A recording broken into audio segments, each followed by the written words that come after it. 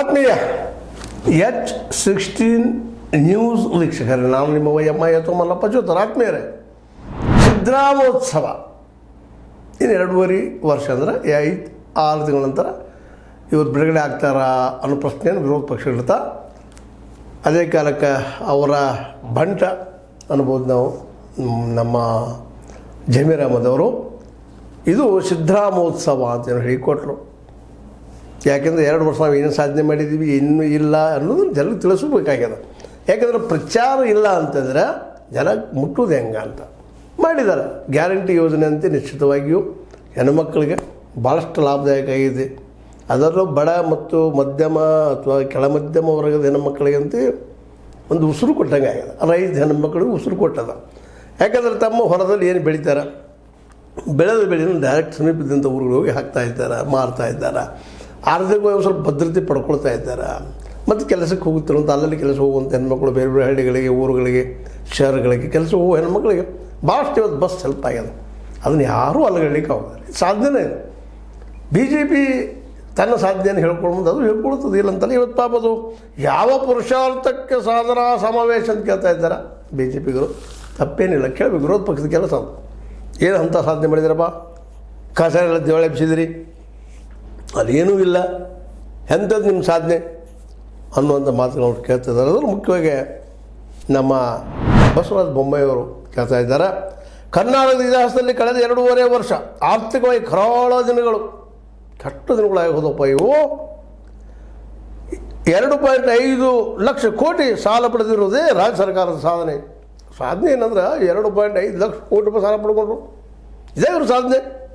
ಅಡ್ಡಿಲ್ಲ, ಒಳ್ಳೆಯದು. ಇದೇ ಕಾಲಕ್ಕೆ ಒಂದು ಪ್ರಶ್ನೆಯನ್ನು ಇವ್ರಿಗೂ ಮಾಡಬೇಕಾಗ್ತದೆ. ಅಲ್ರಿ, ಅವ್ರು ಕೇಳಿದ್ರೆ ಅಡ್ಡಿಲ್ಲ, ನಿಮ್ಮ ಸೆಂಟ್ರಲ್ ಗೌರ್ಮೆಂಟ್ ಆದರು, ನಿಮ್ಮದು ಅದಲ್ಲ ಸರ್ಕಾರ, ಅಲ್ಲೇ ಆಗ್ರಿ ಈ ಸಾಲ 40 ಲಕ್ಷ ಕೋಟಿ 50 ಲಕ್ಷ ಕೋಟಿಗಳ ಸಾಲದ ಟ್ಯಾಕ್ಸ್ ಬಂದು ನಮ್ಮದು 205 ಲಕ್ಷ ಕೋಟಿ ರೂಪಾಯಿ ಸಾಲ ಆಗ್ಯದ, ಇದಕ್ಕೇನು ಉತ್ತರ ಕೊಡ್ತೀರಿ ಅಂತ ಕಾಂಗ್ರೆಸ್ಗರು ಕೇಳ್ತಾರೆ. ಯಾಕಂತಂದ್ರೆ ಇದು ಆರೋಪ ಪ್ರತ್ಯಾರೋಪ ಮತ್ತು ಸುಳ್ಳು ಅಲ್ಲ, ಸತ್ಯನ. ಸೆಂಟ್ರಲ್ ಗೌರ್ಮೆಂಟ್ ಸಾಲದಾಗದಲ್ರಿ. ನೀವು ಒಳ್ಳೆ ಆಡಳಿತ ಕೊಟ್ಟ, ನೀವು ಬೆಲೆ ಏರಿಕೆಯನ್ನು ಏರಿಸಲಾರ್ದ, ಪ್ರತಿಯೊಬ್ಬರಿಗೆಲ್ಲ ಸೆಕ್ಷನ್ ಸಿಗುವಂಥದ್ದು, ರೈತರಿಗೆ MSP ಕೊಟ್ಟಿದ್ರೆ, ಇವತ್ತು ಕಾಂಗ್ರೆಸ್ಸಿಗರು ಈ ಮಾತು ಮಾತಾಡ್ತಿದ್ರ. ಬಸವರಾಜ ಬೊಮ್ಮಾಯಿಯವ್ರ ಮಾತು ಅತ್ಯಂತ ಯೋಗ್ಯ. ಹೌದು, 2.5 ಲಕ್ಷ ಕೋಟಿ ರೂಪಾಯಿ ಸಾಲ ಆಗ್ಯದ. ಅದಕ್ಕೆ ಇವ್ರು ಹೇಳ್ತಾರೆ ಸಿದ್ದರಾಮಯ್ಯವ್ರು, ಇಲ್ಲರಿ ನಮ್ಮ ವರ್ಷಕ್ಕೆ ನಾವು 4 ಲಕ್ಷ ಕೋಟಿ ರೂಪಾಯಿ ನಾವು ಟ್ಯಾಕ್ಸ್ ಕೊಡ್ತೀವಿ, ನಮ್ದು ಅಟ್ಲೀಸ್ಟ್ ಒಂದು 40% ಕೊಟ್ಟರೆ ನಾವಾಗ ಸಾಲ ಮಾಡೋಣ ಅಂತ ಕೇಳ್ತಾರೆ ಅವ್ರು. ಅಂದ್ರೆ ಒಂದು ಬಟ್ಟೆ ಆ ಕಡೆ ಆದರೆ ಉಳಿದ 3 ಬಟ್ಟೆ ಇವ್ರ ಕಡೆ ಅದಾವೆ, ಇಬ್ಬರು ಒಬ್ಬರು ಅಂತ. ಅದೇ ಕಾಲಕ್ಕೆ ಛಲವಾದಿ ನಾರಾಯಣಸ್ವಾಮಿ ಇವರು ದೊಡ್ಡ ಮಾತಾಡ್ತಾರೆ, ಇಲ್ಲಂದ್ರೆ ಮಾತಾಡ್ಬೇಕು ಮಾತಾಡ, ಅವ್ರ ಹಕ್ಕೂ. ಕಾಂಗ್ರೆಸ್ ಸರ್ಕಾರ ಹೊಸಪೇಟೆಯಲ್ಲಿ ಮಾಡಲು ಹೊರಟಿರುವ ಸಾಧನಾ ಸಮಾವೇಶವಲ್ಲ, ವೇದನೆಯ ಸಮಾವೇಶ, ನೋವಿನ ಸಮಾವೇಶ, ಸಂಕಟ ಸಮಾವೇಶ. ಏನೂ ಸಾಧನೆ ಮಾಡಿಲ್ಲ, ಸುಳ್ಳು ಹೇಳ್ಕೊಂಡು ಕೊಟ್ಟಿದ್ದಾರೆ ಅಂತ ಹೇಳ್ತಾ ಇದ್ದಾರೆ. ಅದಕ್ಕೆ ಇವ್ರು ಹೇಳ್ತಾರೆ 5 ಗ್ಯಾರಂಟಿ ಕೊಟ್ಟಿವಿ ರೀ. ಗ್ಯಾರಂಟಿ ಕೊಟ್ಟಿದ್ದು ಕರ್ನದ ಅಕ್ಕಿ ಎಲ್ಲರಿಗೂ ಮುಟ್ತಾನೆ ಅದ, ಇಲ್ಲಂತಲ್ಲ. ಯಾವುದು ನಿಂತದ್ರಿ ಅಂಥೇಳಿ ಇವ್ರು ಪ್ರಶ್ನೆ ಮಾಡ್ತಾರೆ ಕಾಂಗ್ರೆಸ್ಸಿಗೆ. ನಾವು ಕೊಡ್ತಾಯಿದ್ವಿ, ಅದ್ರ ಜೊತೆ ಇನ್ನೂ ಕೊಡ್ತಾಯಿದ್ವಿ. ನಾವು ಕಂದಾಯ ಗ್ರಾಮ ಹಕ್ಕು ವಿತರಣೆ ಹಕ್ಕು ಪತ್ರ ಕೊಡ್ತಾಯಿದ್ವಿ. ನಾವು ನೀವು ಎಂದೂ ಮಾಡಿಲ್ಲ, ಅದು ಒಂದು ಮನೆ ಕೊಟ್ಟಿಲ್ಲ. ನಾವು 1,11,111 ಮನೆಗಳ ಹಕ್ಕು ಕೊಡ್ತಾಯಿದ್ವಿ. ಕಂದಾಯ ಗ್ರಾಮ ಹಕ್ಕನ್ನು ವಿತರಣೆ ಮಾಡ್ತಾಯಿದ್ವಿ. ಈ ಹಕ್ಕು ಪತ್ರ, ನೋಂದಣಿ ಪತ್ರ ಮತ್ತು ಈ ಸ್ವತ್ತು ದಾಖಲೆಗಳನ್ನು ವಿತರಣೆ ಮಾಡ್ತಾಯಿದ್ದೀವಿ. ಅಷ್ಟೇ ಈಗ ನಾವು ಇನ್ನೂ ಸರಳ, ಸುಲಭ, ಸುಲಲಿತವಾದ ಆಡಳಿತ ಕೊಡುವಂತ ಮಾಡ್ತಾಯಿದ್ದೀವಿ ಅಂದ್ಕೊಳ್ಳಿ. ಇವರಂತಾರೆ ಭ್ರಷ್ಟಾಚಾರ ಎಲ್ಲಿ ಹೋಗಿದ್ರೆ ನಿಮ್ದು ಅಂತ ಕೇಳ್ತಾರೆ ಇವರು. ಭ್ರಷ್ಟಾಚಾರ ಕೂಡಿಂದ ಕರ್ನಾಟಕ ಲೂಟಿ, ಕಾಂಗ್ರೆಸ್ ಡ್ಯೂಟಿ ಅಂತ ಸ್ಲೋಗನ್ ಮಾಡಿಬಿಟ್ಟಿದ್ದಾರೆ, ಭಿತ್ತಿ ಪತ್ರ ಹಾಕಿದ್ದಾರೆ. ಕಾಂಗ್ರೆಸ್ ಏನಪ್ಪ ಅದು, ಕರ್ನಾಟಕ ಲೂಟಿ ಹೊಡೆದ್ರು ನೀವು. ಅದಕ್ಕೆ ಇವ್ರು ಕೇಳ್ತಾರೆ, ಮತ್ತೊಬ್ಬ ಜನಾರ್ದನ ರೆಡ್ಡಿನ ಲೂಟಿ ಹೊಡೆದು ಬಿಟ್ಟಿರಲ್ರಿ ಎಲ್ಲನೂ ಪೂರ, ಅದ್ರ ಬಗ್ಗೆ ಒಂದು ಮಾತಾಡಿರಿ ನೀವು ಅದು ಇವರು ಕೇಳ್ತಾರೆ. ಇರಲಿ, ಒಳ್ಳೆ ವಿಚಾರ ಕೇಳ್ತಾ ಇದ್ದಾರೆ. ಅದರಲ್ಲೂ ಏನಪ್ಪ ಅಂದರೆ ಏನು ಬೆಳೀತು ಅನ್ನೋದಕ್ಕೆ ಅವ್ರು ಹೇಳ್ತಾ ಇದ್ದಾರೆ. ಏನಂದರೆ ಸುಮ್ಮನೆ ನನಗೆ ಭಿತ್ತಿ ಪತ್ರ ಬಿಡ್ತಾ ಇದ್ದೀರಿ, ನೀವು ಏನೋ ಮಾಡ್ತಾಯಿದ್ದೀರಿ, ಪರಿಸ್ಥಿತಿ ತೊಗೊಳ್ತಾ ಇದ್ದೀರಿ, ಇದನ್ನೂ ಇಲ್ಲ. ಏನಪ್ಪ ಅಂತಂದ್ರೆ ಈ ಒಂದು ರಾಜ್ಯವನ್ನು ಇವತ್ತು ಲೂಟಿ ಮಾಡಿದರೆ ಏನು ಉಳಿದಿಲ್ಲ, ದಿವಾಳಿ ಆಗಿದೆ ಅಂತ ಹೇಳ್ತಾರೆ. ಮೊದಲು ನಮ್ಮ ವಿಶ್ವನಾಥ್ ಅವರು ಹೇಳ್ತಾರೆ, ವಿಧಾನ ಪರಿಷತ್ ಸದಸ್ಯರು, ವೈಫಲ್ಯ ಹಾಗೂ ಭ್ರಷ್ಟಾಚಾರದ ಆರೋಪ ಮುಚ್ಚಾಗಲು ರಾಜ್ಯ ಸರ್ಕಾರವು ಜನರ ದುಡ್ಡಿನಲ್ಲಿ ಸಾಧನಾ ಸಮಾವೇಶ ಮಾಡುತ್ತಿದೆ. ಜನ ದುಡ್ಡೇ ಮಾಡಿದ್ರಿ, ಇದು ಅವ್ರು ಮಾಡಿದೆ ಅಂತ ಕೇಳ್ತಾರೆ. ನೀವು ಮೋದಿ ಅವ್ರದ್ದೆಲ್ಲ ಸಮಾವೇಶ ಮಾಡ್ತೀರಿ, ಸಾಧನಾ ಸಮಾವೇಶ ಮಾಡ್ತೀರಿ, ಇಡೀ ದೇಶ ತುಂಬ ಅವರು ಅಡ್ಡಾಡ್ತಾ ಇರ್ತಾರೆ, ನೀವು ಮಾಡೋದಿಲ್ವಾ, ನೀವು ಬಂಡವಾಳ ಉಪಯೋಗ ಮಾಡೋದಿಲ್ವ ಅಂತ ಅವ್ರು ಕಾಂಗ್ರೆಸ್ಸರು ಕೇಳ್ತಾ ಇದ್ದಾರೆ. ಅಂದರೆ ಇಬ್ಬರು ಅವರೇ ರೀ, ಜನರ ದುಡ್ಡನ್ನು ತಮ್ಮ ಹೆಂಗೆ ಬೇಕು ಉಪಯೋಗ ಮಾಡ್ಕೊಳ್ಳೋದು, ಅದರೊಳಗೆ ಎಷ್ಟು ಜನರಿಗೆ ಉಪಕಾರ ಮಾಡುವಂಥ ಕೆಲಸ ಇಬ್ಬರು ಮಾಡ್ತಾ ಇದ್ದಾರೆ, ಇಲ್ಲ ಅಂತಲ್ಲ. ಆದರೆ ಅದರ ಹೆಚ್ಚಿಗೆ ಉಪಕಾರ ಮಾಡುವಂಥ ಜನರಿಗೆ ಮುಟ್ಟುವಂಥ ಕೆಲಸ ಯಾರು ಮಾಡ್ತಾರೆ ಅನ್ನೋದು ಇವತ್ತು ಜನ ನಿರ್ಧಾರ ಮಾಡಬೇಕಾಗಿದೆ.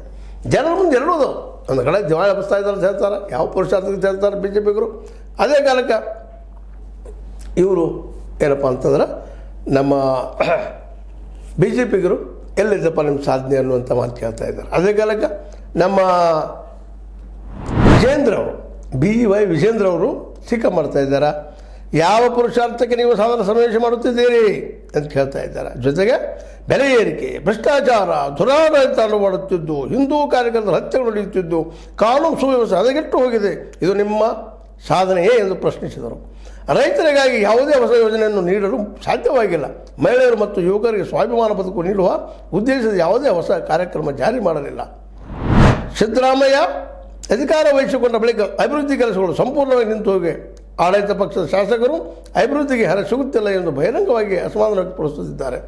ಮೊದಲ ಬಾರಿ ಗೆದ್ದು ಬಂದ ಶಾಸಕರಿಗೆ ತಮ್ಮ ಕ್ಷೇತ್ರಗಳಲ್ಲಿ ಶಾಲಾ ಕೊಠಡಿ ರಿಪೇರಿ ಮಾಡಿಸಲು ಹಣ ಸಿಗುತ್ತಿಲ್ಲ. ತಮ್ಮ ವೈಫಲ್ಯಗಳನ್ನು ಮುಚ್ಚಿಕೊಳ್ಳಲು ರಂಗುರಂಗಿನ ಜಾಹೀರಾತು ನೀಡುತ್ತಿದ್ದಾರೆ. ಇದು ಜಾಹೀರಾತಿನ ಸರ್ಕಾರವೇ ಹೊರತು ಜನರ ಸಂಕಷ್ಟಗಳಿಗೆ ಸ್ಪಂದಿಸುವ ಸರ್ಕಾರವಲ್ಲ. ರಾಜ್ಯದ ಜನರು ಸರ್ಕಾರದ ಬಗ್ಗೆ ಬೇಸತ್ತು ಹೋಗಿದ್ದಾರೆ.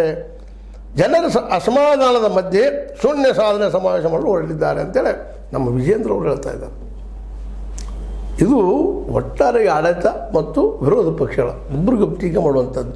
ಈ ಎಲ್ಲ ಟೀಕೆ ಮಾಡಿದಾಗ ನಾವು ಸಹಜ ವಿಚಾರ ಮಾಡಿದಾಗ ಈ ಇಬ್ಬರಲ್ಲಿ ಯಾರು ಹೆಚ್ಚು ಜನರ ಸಮೀಪ ಹೋಗಿದ್ದಾರೆ, ಜನರಿಗೆ ಎಷ್ಟು ಅನುಕೂಲ ಮಾಡಿದ್ದಾರೆ ಅನ್ನೋದನ್ನು ನಾವು ಮತದಾರರು ವಿಚಾರ ಮಾಡಬೇಕಾಗಿದೆ. ಯಾಕಂದರೆ ಇನ್ನೂ ಕೆಲಸಗಳು ಭಾಳ ಬೇಕಾಗಿದೆ. ಹೌದು, ಕೆಲವೊಂದು ಕೆಲಸಗಳು ಆಗಿದಾವೆ, ಇಲ್ಲ ಅಂತಲ್ಲ. ಕಂದಾಯ, ಗ್ರಾಮ ಹಕ್ಕು ಪತ್ರ ವಿತರಣೆ ಆಗಿರ್ಬೋದು, ಗ್ಯಾರಂಟಿಗಳಾಗಿರ್ಬೋದು. ಮತ್ತು ನಮ್ಮ ಸಿದ್ದರಾಮಯ್ಯ ಹೇಳ್ಕೊಳ್ತಾರೆ, ಸರ್ವೋದಯವೇ ನಮ್ಮ ಪವಿತ್ರ ತತ್ವ ಅಂತೇಳಿ. ಎಲ್ಲರೂ ಉದಯ ಆಗಿರಿ, ಎಲ್ಲರೂ ಸರ್ವರ ಉದಯ ಆಗಿರಿ ಅಂತೇಳಿ ನಾವು ಮಾಡ್ತಾಯಿದ್ದೀವಿ ಅನ್ನುವಂಥ ಮಾತು ಮಾತಾಡ್ತಾ ಇದ್ದಾರೆ. ಅದರಲ್ಲೂ ಕೆಲವೊಂದು ಸತ್ಯಗಳಿದ್ದಾವೆ, ಇಲ್ಲ ಅಂತಲ್ಲ. ಅದರ ಪೂರ್ಣ ಸತ್ಯವಲ್ಲ. ಎಲ್ಲಿಯವರೆಗೆ ಯಾವುದೇ ಸರ್ಕಾರಗಳು ರೈತಿಗೆ ಬೆಂಬಲ ಬೆಲೆ ಕಾನೂನು ಮಾಡೋದಿಲ್ವೋ, ಅದು ಸಿಗುವಂಗೆ ಮಾಡೋದಿಲ್ವೋ, ಪ್ರತಿಯೊಬ್ಬ ಮಗುವಿಗೂ ಹೈಯರ್ ಎಜುಕೇಷನ್ ಶಿಕ್ಷಣ ಸಿಗುವವರೆಗೆ ಆಗುವುದಿಲ್ವೋ, ಪ್ರತಿಯೊಂದು ಇಲಾಖೆ ಯಾವುದೂ ಇಲ್ಲ, ಪ್ರತಿಯೊಂದು ಇಲಾಖೆ ಎಲ್ಲ ಕಡೆ ಭ್ರಷ್ಟಾಚಾರ ನಿಂತು ಹೋಗೋದಿಲ್ವೋ, ಅಲ್ಲಿವರೆಗೆ ಇವೆಲ್ಲ ಏನಪ್ಪ ಅಂದರೆ ಮೊಸಳೆ ಕಣ್ಣೀರು ಅಂತ ಇವತ್ತು ಸುಪ್ರೀಂ ಕೋರ್ಟ್ ಒಂದು ಆದೇಶ ಹೊರಡಿಸಿದ್ದು, ತನ್ನ ನಿರ್ಧಾರದಲ್ಲಿ ಅಭಿಪ್ರಾಯ ತಿಳಿಸಿದ. ವಿಜಯ್ ಶಾ ಅವ್ರು ಬರ್ತಾರೆ, ಮೊಸಳೆ ಕಣ್ಣೀರು ಹಾಕ್ತೀರಪ್ಪ ನೀವು ಅಂತ. ಹಂಗಿದು ಮೊಸಳೆ ಕಣ್ಣೀರು ಅಷ್ಟ. ನಿಜವಾದ ಜನರ ಸಮಸ್ಯೆಗಳು ಏನು ಅನ್ನೋದು ಅರ್ಥ ಮಾಡ್ಕೊಳ್ತಾ ಇಲ್ಲ.